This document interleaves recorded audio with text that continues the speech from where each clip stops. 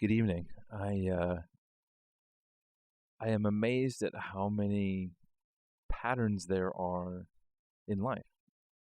So there's not just like one area of my life where a particular phenomenon shows up.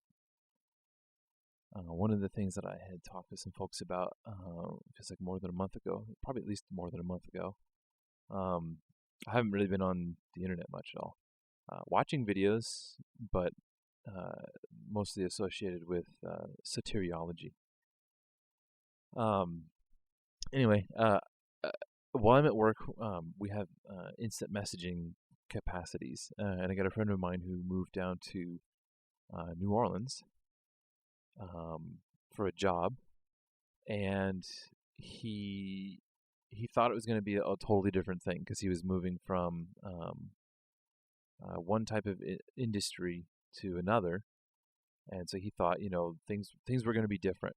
That the patterns he was trying to avoid at our at our workplace here in Washington, that the patterns that were up here weren't going to be repeated down there. That it was going to be a different group of folks. And to a degree, he was right about the culture. It's definitely a different culture down there, but the destructive patterns when it comes to people's behavior, he ran into them again very quickly. And so one of the things that he had started accusing me of about 7 months ago, I want to say, yeah, about 7 months ago, was that I started sounding like a broken record. And he'd said it before in jest. I could probably find in the chat logs, stuff from years ago where he'd said something of that sort, but not as frequently as about 6-7 months ago, because we kept having very existential conversations through instant messaging, because work had been slower for a time. And when it does get slow, we have time to, sit back and think about stuff and look at the things that we're doing and figure out what the problems are, and maybe we could do stuff better. I mean, that's fundamentally what our job is to take the existing system that we have to manufacture a component or a product, and to figure out if, could we do it more efficiently? Could we do it in a way that was less wasteful? Could we do it faster? All that kind of stuff. So we're always looking for, how could we be doing things differently? And so we're trained to look for patterns, to understand the patterns, and then to figure out what about them could change, should change, shouldn't change, all that kind of stuff. And so again, because of his move, we started talking about stuff. I bought an engine off of him right before he left, just to try and help him, have some money to help pay for the move. He's considerably more entrepreneurial than I am. I am an incredible coward when it comes to that stuff. But anyway, he was moving and needed some cash, and so I bought an engine off of him. It was one I'd wanted to build anyway. And it was really hard to find one on eBay, and shipping for something that heavy is ridiculous. And a lot of pick and pulls wanted an incredible price for it. It's just not willing to pay for it. But for a friend, I'll give him a good coin to help out with all that kind of stuff. Anyway, we kept talking about this broken record of human behavior, of how we notice that. For example, one of the big themes is short-term gains at the expense of long-term stability. So that's a pattern that we notice all over the place. That whether it's so like he's got a business venture through AmSoil, for example. He likes to sell, or he's trying to sell AmSoil products and all that kind of stuff. Again, very entrepreneurial guy. He's got all sorts of side hustles going on, and I've just not. I've got nothing. Nobody with nothing going on. He's he's noticed that his customers act a lot like his coworkers at a more corporate type job. So even though it's an entrepreneurial environment and he's dealing with more blue collar folks, people like like a Napa or a O'Reilly's or AutoZone or that kind of a thing, talking to those kinds of stores and selling them stuff. A lot of the dynamics that he was frustrated with at work were also showing up in the customers he was dealing with. And then, to sort of twist it on its head, he had the same thing happen in an interaction with AmSoil itself. I don't know if I'm breaking some sort of privacy agreement with. Anyway, he had a customer that wanted to buy a large supply of product all at once because it had a long shelf life, so it's not like it was going to go bad anytime soon. And basically, AmSoil said no, that they weren't going to sell a large quantity of stuff. They needed somebody to like fill out the paperwork on a consistent basis to like keep ordering small volumes in order to satisfy something. It was a weird sort of like it for the short term. Hey, we've got these consistent sales, month after month. But a lot of what we're seeing right now, like shipping and all that kind of stuff. I've looked at prices of foods at the grocery store going up. There's reason to be concerned about how easy it's going to be to get a hold of different things on into the future. And so the patterns keep showing up. People, again, the short-term benefits at the cost of long-term stability. We had another example where he was doing some work instructions, and the way that folks had laid the work instructions out, it wasn't a good comprehensive understanding of the assembly that was being put together. Let me put it that way. And so he tried to bring it up. He's like, hey, this isn't going to work really well. There's some misleading information, and we should go get it fixed. And people just didn't, straight over their head kind of a thing for most folks. But then when he finally, showed enough pictures and all that kind of stuff, then one of them finally got it. Like, oh, okay, yeah, we see what you're talking about, and that is a problem. But we don't have time to fix it now. We'll fix it later when we have to go back through these things and rewrite all this stuff again anyway. I'd run into that problem myself years ago where, we didn't have time to make things right, but we always had time to go back and fix stuff later. And it was just mind-boggling. It's like, wait a minute, how are we supposed to be, a leading manufacturing company for these particular components, and yet, we're struggling just to deal with something like that. Like we won't take the time to do it right, but we'll continue being forced to make time in order to get it done. And so it was a pattern. It was a pattern of behavior. And I recently had, or say yesterday, as of the time of this blabbing into the microphone is about 15 hours ago, a comment from someone that I hadn't actually followed, just because, I don't talk to people on the internet right now at all. Like I said, I've listened to videos passively, but I have not been active in anything, really. They left a comment. He left a comment, and there's no way to respond, for one, because the host of implications, like anything I say, is going to be skewed or messed with, or well, this is what it might mean, or this, it's like, so that at a certain level, there's no way to win.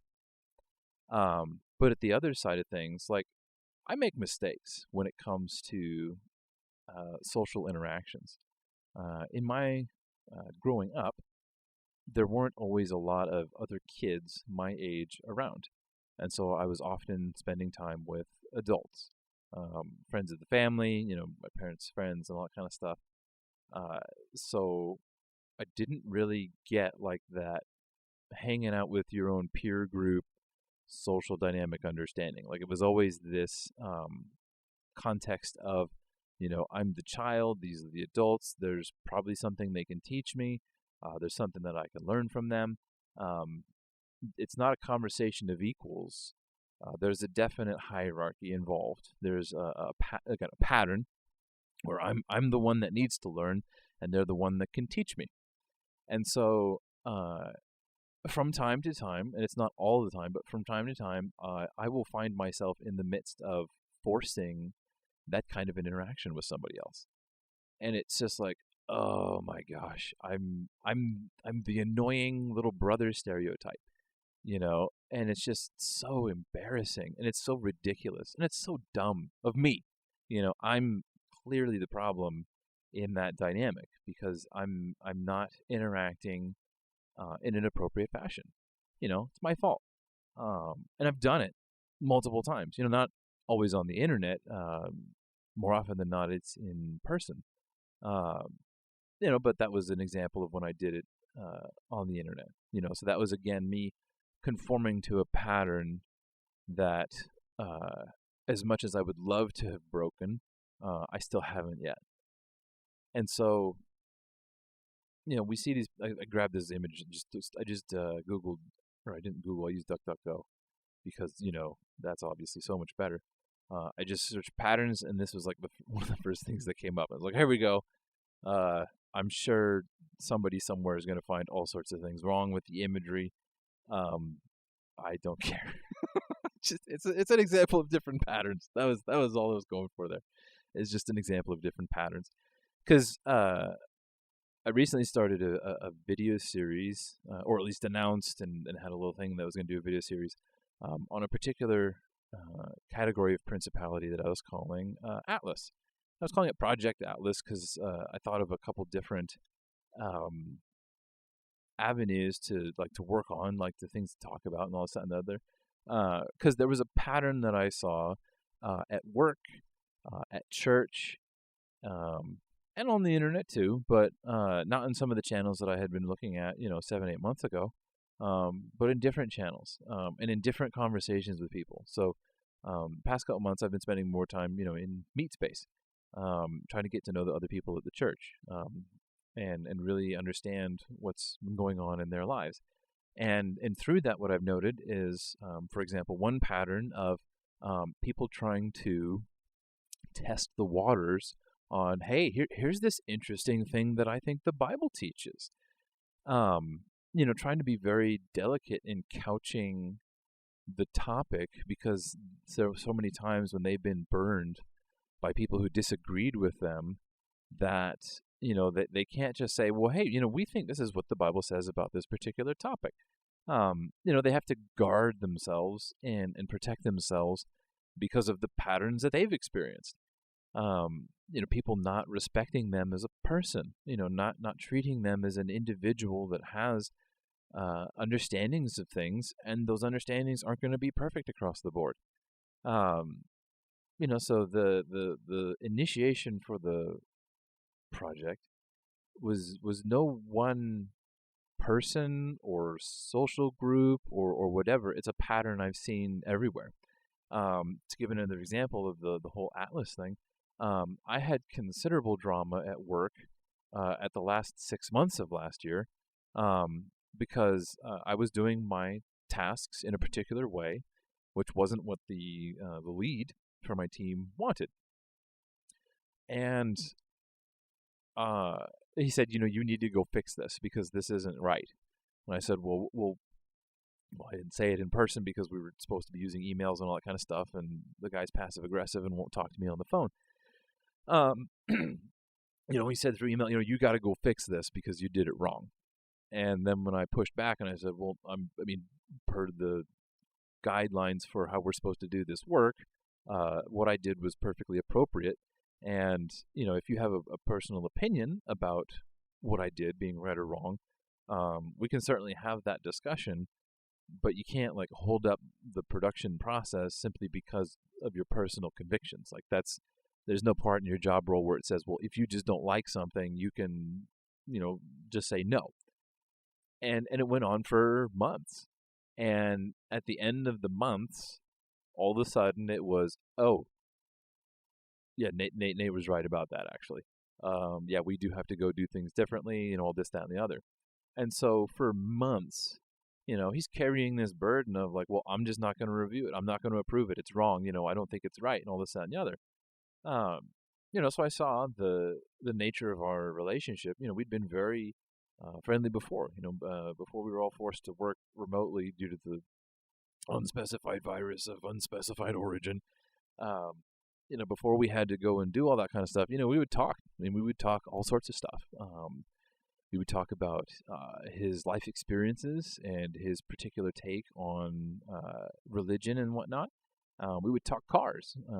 He had some projects that were really fun that he'd done in the past, and we both had headaches from the cars that we currently have. So we were friendly. He had also shared information with me, before he had shared it with the rest of the team. And it was terribly sad news. It was really tragic stuff. And, it affected me very emotionally because I very much cared about him. But what I had seen was that he had this burden he was carrying that he thought was his responsibility to go and take care of. And it was literally crushing him, and it was destroying the relationship that he had with me because he just didn't want to admit that he was wrong. My lead did not want to admit that they'd been doing things wrong for years.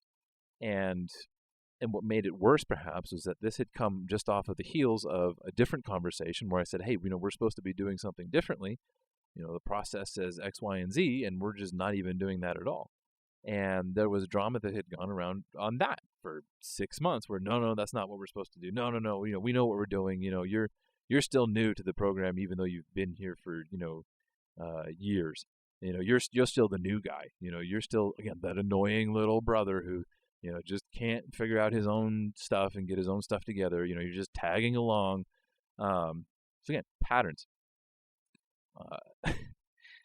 So there was already a cloud, and then it turned into a full-on thunderstorm. And, manager had to get involved. It's like, hey, what's going on? You guys used to talk. And I said, look, I said we were doing something wrong. I provided the explanation for why.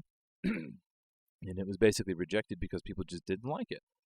And there was nothing more to it. Like there was no more. There was nothing more than just, they just didn't like it. And they thought, everything has to be what they think it needs to be because they're the lead. They're the one that's responsible. They're the one that's, accountable for the information that they are presenting. And at no point did it seem to occur to them. It's like, look, by doing what we're supposed to in the first place, it protects us as employees.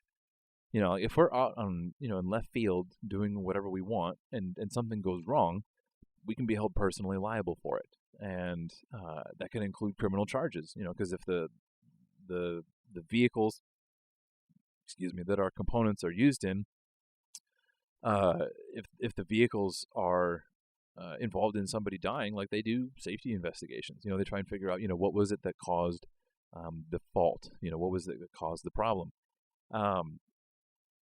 So doing the right thing and making sure we follow the process, if we do what we're supposed to when we're supposed to, then if something comes wrong, it's like, well, we did what we were supposed to when we were supposed to, so it's not our fault if the process missed something, or if there was something that, just couldn't be caught because we couldn't imagine just how bad things could get, or a particular combination of circumstances that would lead to a particular component or system or collection of systems failing. Like it's, people are imperfect. We can't imagine everything. But they just don't grab that. They don't grab onto and understand that, they were carrying a burden that they didn't need to, thinking that they were holding up the world, so to speak. that everything was resting on their backs, not realizing that every day that they were making mistakes, they were digging their own grave, you know. Um, I know that's probably going to be whatever.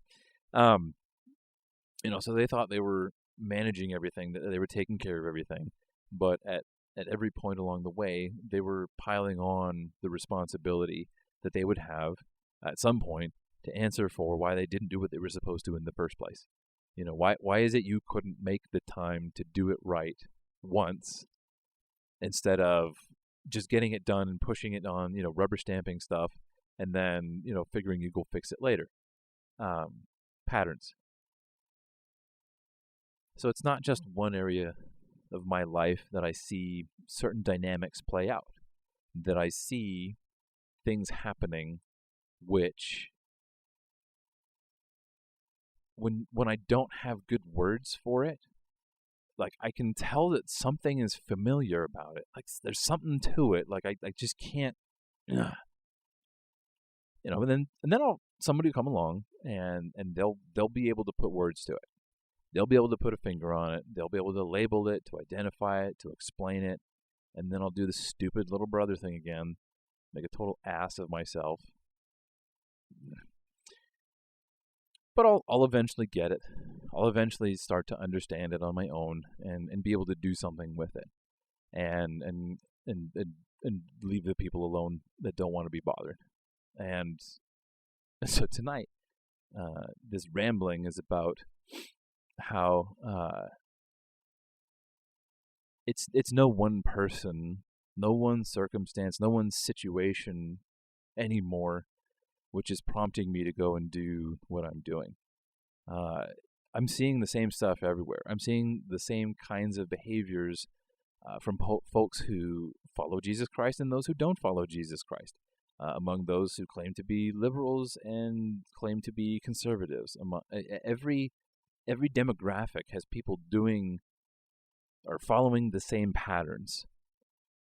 But because the way that they're following the pattern, the way that they're walking it out looks different, somehow they think that it's not the same. The analogy I've used with some different folks, it's like, you take two apples from the same tree, you put them side by side, and obviously they're not the same. This apple's got a red splotch here, and that one doesn't have a red splotch, and this one was eaten by some worms, and that one was perfectly fine. All this, that, and people are comparing the two fruit from the same tree, not realizing it came from the same place. It's not gonna be identical, but it's the same fruit. It's the same tree. It's the same root. And ultimately in this life, stuff's either sourced in Jesus Christ or anything else. Like, it's an unfortunate binary. Sorry, I'm doing stuff outside today, and I didn't drink enough water. It's like another analogy I've used with respect to like, there's only one answer to 2 + 2. It equals 4. And there are like nearly infinite number of wrong answers and only one right answer. And people don't want to believe that kind of phenomenon could exist with respect to life itself, like on a bigger scale, like outside mathematics and all that kind of a thing. It's difficult for folks to want to believe that there are such patterns in the first place. We've as a culture had this devotion to the idea that we have to try and be unique, we have to try and be special, we have to try and be something that we're not, basically. And if we're not, then we're just conforming, we're just doing what everybody else is doing, and it's sad, because instead of having peace and comfort from finding shared territory. So, for example, with the people that through church, talking about particular doctrines, like, well, we believe this particular doctrine, or we think the Bible is talking about this, that, or the other. Instead of finding peace or comfort in just, well, this is what we've found, and maybe there's other answers, but it's okay where we're at. It's about, well, everybody else has got to have the same answer. Maybe even if the answer is wrong, we still got to have the same answer. Like, we have to.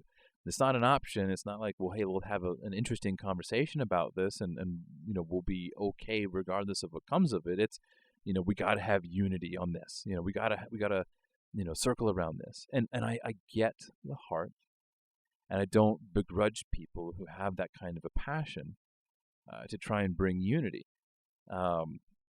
We had a debate among some of the men at the church on what level of political involvement there should be for Christians. Do we go out and protest? How do we respond to an oppressive government? So again, it's no one person who is displaying a behavior or making claims about stuff or doing things on the internet or in my personal life or in the life of the church that I attend or in the company that I work at. No one person can take the credit for anything that I'm seeing right now, because everybody is following some sort of pattern. And as I've started to figure out what some of those patterns are, it gives me a grace for folks, especially if they're trapped by that pattern. When I have friends who understand the stupid little brother thing that I do, and they call me out on it, and they challenge me to just go above and beyond it, and not just like, hey, that's dumb, but like, hey, let's actually get involved. Let's have a good conversation. Let's talk like equals. Let's teach Nate how to actually have a social dynamic where it's not me talking up to somebody, which is ironic given my height. But those folks give me grace because they see my pattern, they understand the pattern, and they want to help me be more than just the pattern. One of the brothers, asked me about a particular dynamic that we've been struggling with in my family, and what to do about it. And I just said, I don't know. I have no idea how to break a particular cycle that was preventing us from being able to have the relationships that we would desire. We've taken on, well, relative to the culture, we've taken on a lot of responsibility. Relative to humanity as a whole, we haven't taken on much at all. But because the culture is so anti-family, anti-children, anything that God would have, as soon as we try and live in a way that God would have us live, there is conflict, there is struggle, there is difficulty, and so then on top of that, my work schedule being different than most folks, it's just tough, and I don't see a way out of it, and we just kind of were just trying to talk through it.